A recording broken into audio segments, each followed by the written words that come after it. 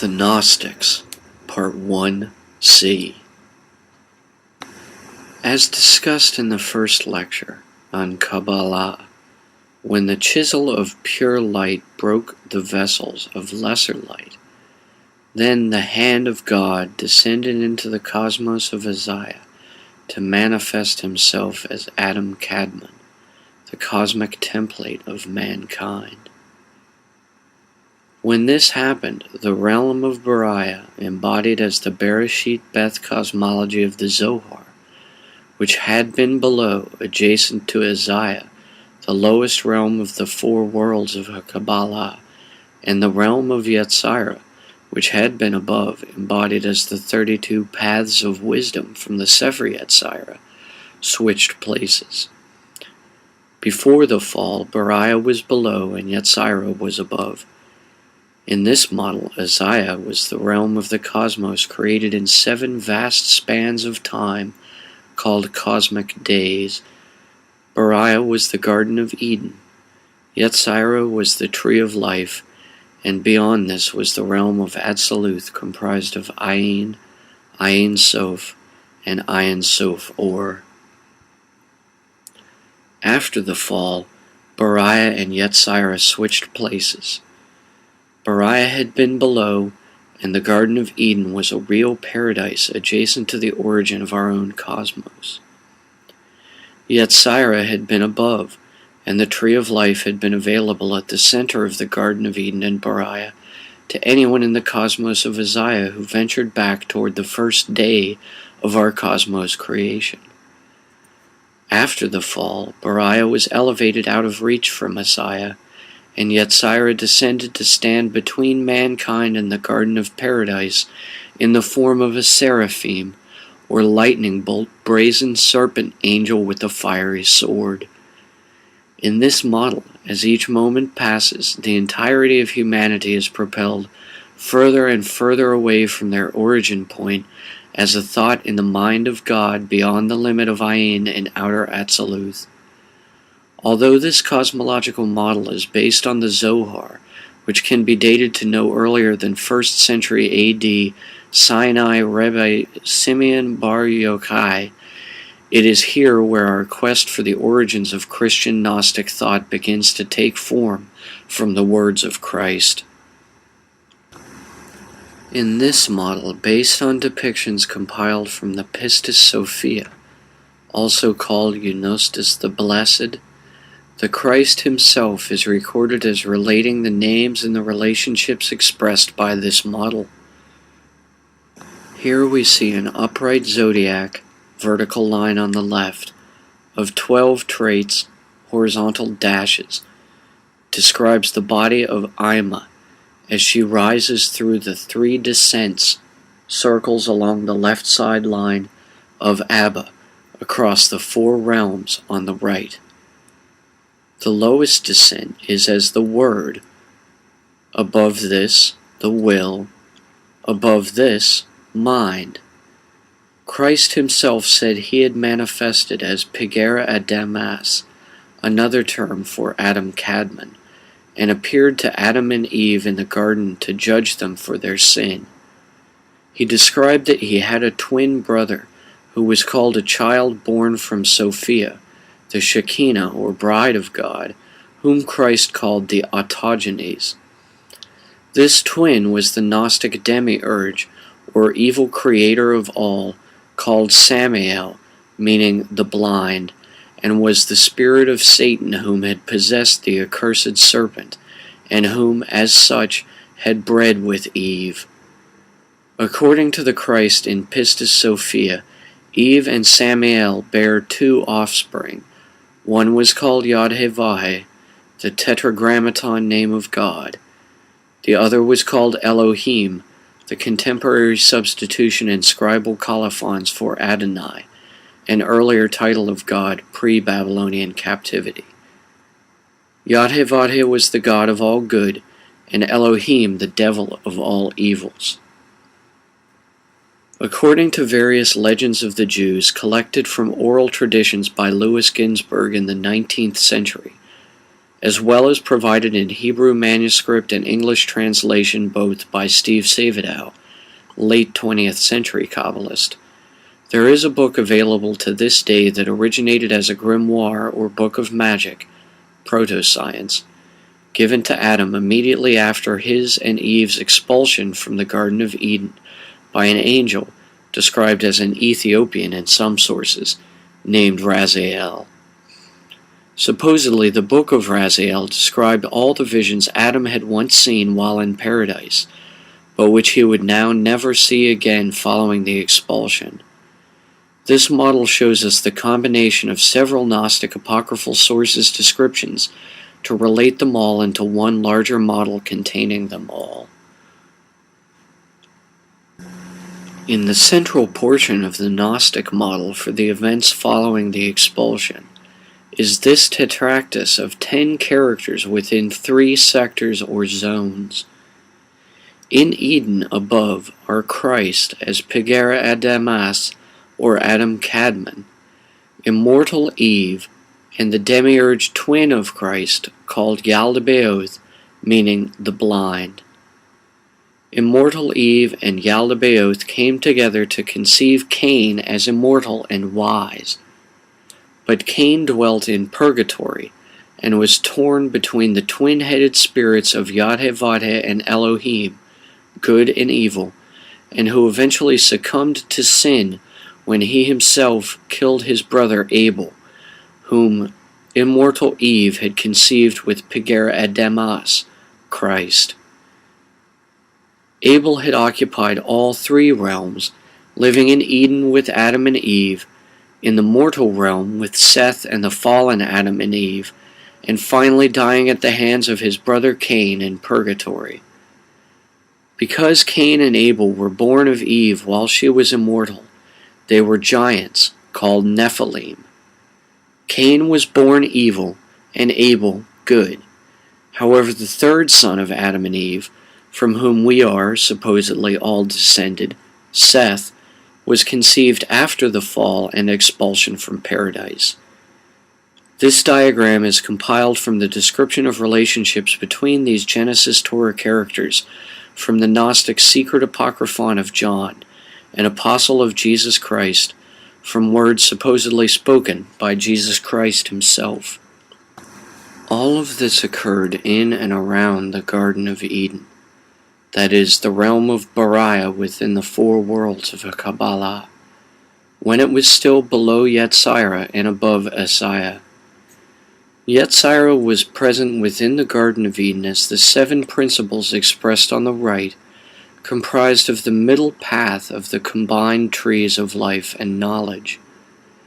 In Eden, the tree of life was granted Adam and Eve to eat from and to be immortal.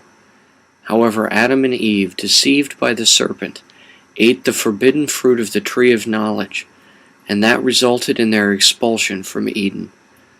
When this happened, Adam and Eve were cursed to eat from only the tree of knowledge, and then they saw the tree of life turn into the tree of death, and Eden, as the realm of Bariah, ascend beyond their reach, protected now by the seraphim angel with a flaming sword, upon a lattice shaped like the 32 mystical paths of wisdom from Sefer Yetzirah's description of the tree of knowledge of Kabbalah. Thus we see that the cursed nature of man is to be driven forth away from his home by the will of God. The path of attaining and achieving prolonged Christ consciousness is a path of recapitulation, reuniting the mind of a person with the Godhead of their Creator. Scaling backward the 7 days removes the 7-fold curse placed upon the 7 generations and the 7th son of the 7th son. Scaling the tree of knowledge, we return into the Garden of Eden, and can approach through the lower and upper realms described in the Bereshit Beth volume of Zohar, into the presence of the Abba and Ima consciousnesses within the mind of God. And once we have returned into the Garden of Eden, we may look down toward Asiyah from above Bariah, and we may look to Yetzirah on our side, For we shall see the four worlds as they were before the fall, when Asiah was below Beriah, Beriah below Yetzirah, and Yetzirah below Atziluth. Here again, from a position outside of and beyond the tetractys of 10 Sephirot of Yetzirah in Eden, on the same level as the lowest aspects of the autogenes, the hind parts of God, in Ein Sof Ar, Atziluth. Here we see that the autogenes, God, is the immortal son of an eternal Father, and that God, in turn, procreated with Sophia to beget Christ, also called Piger Adamas, or Adam Kadmon, the mental template for human evolution. Just as in the Gnostic Gospel, the Pistis Sophia, we can see it was with the autogenes that Sophia procreated to beget Christ as Piger Adamas, but that it was purely from forethought or clairvoyance, the female aspect of wisdom, that Sophia, the mother of Christ, begat Christ's twin brother, Samael the demiurge. It was Samael who, following Eve's eating the forbidden fruit on the tree of knowledge, seduced her and raped her to sire by her the twin-headed devil god of Yod-Heh-Vav-Heh and Elohim, whom Christ is recorded as calling the error of Moses, author of the Torah of the Old Testament of the Bible. So we see this tangled web woven by these 10 in Eden, with Christ fucking immortal Eve fucking Yaldabaoth, Yaldabaoth fucking mortal Eve, and mortal Eve fucking mortal Adam, all under the watchful eye of the autogenes fucking Sophia. Moreover, once the family are expelled from Eden and enter the land of Nod to the east of Eden, there are other mortals, the wives of Cain and Seth, as well as others like Cain, the Nephilim giants, titans, or sons of God. To the mortals who lived in Nod, the family from Eden were called the Anunnaki. By the lifetime of 7 Nephilim giants, sons of Cain, and 12 mortal humans, sons of Seth, a flood was sent by God to destroy all life on earth. It was in this era when Enos, son of Seth, and Enoch, son of Cain, were born. When Adam and Eve moved with Seth into Nod, Cain, who had slain his brother Abel, went into exile in the land to the north, called later Edom. Edom was a land of red clay caves believed to have been in what is now modern Gaza, Palestine. This was when, from the wives of men in Nod, Seth and Cain both chose wives, with whom Seth bore Enos and Cain bore Enoch. Thus the Nephilim giants of Edom established 5 kingdoms, the ruler of each of which was a Nephilim, and who were called collectively the 5 kings of Edom. Then the flood came to destroy all life on earth. It was sent to snuff out man, the giants, and all animals. The real reason the flood occurred at that time was natural. It happened when it did because of the shifting of our planet that occurs over the durations of aeons, according to the solar measurement of Earth's polar precession. Thus, just as Yaldabaoth, as Samael, bred with immortal Eve in one aeon to conceive Cain, in the next aeon Yaldabaoth coupled with mortal Eve to conceive Yod-Heh-Vav-Heh, Enoch, and Elohim, Enos. Insofar as Yaldabaoth signifies the entirety of the round of 12 aeons in the form of the 12 archons, there are aeons of Samael, Cain, and Abel on the usual wheel of the 12 archons, as well as 9 others whose names remain mysterious aside from to researchers of the pre-diluvial apocryphal book of Enoch, where they are described as the other Nephilim giants. Thus each of the fallen angels or Nephilim giants ruled as an archon over one of the 12 aeons. As described in the last lecture, the 12 archon rulers over the 7 powers was a prototype model for what we now know as the 12 signs of the Babylonian zodiac and the 7 visible planets. Here we see Cain and Abel with Belus between them, and Sabaoth on the opposite side.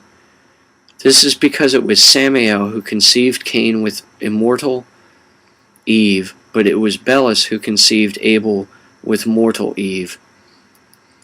Samael, the demiurge, is the twin brother of Pagera-Adamus, or Christ, and so it was he who deceived immortal Eve by pretending to be his twin, Pagera-Adamus, Adam Cadman, or cosmic man, and thus it was also he, Samael or Yaldabaoth, who conceived the plan to go down to the wives of men and to breed with them, and who thus became the fallen angels or Nephilim giants described by Enoch.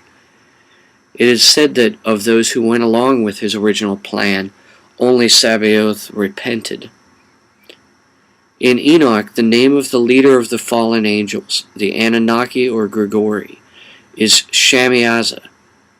Shem literally means the name, so Shem Yeaza means the name Aza.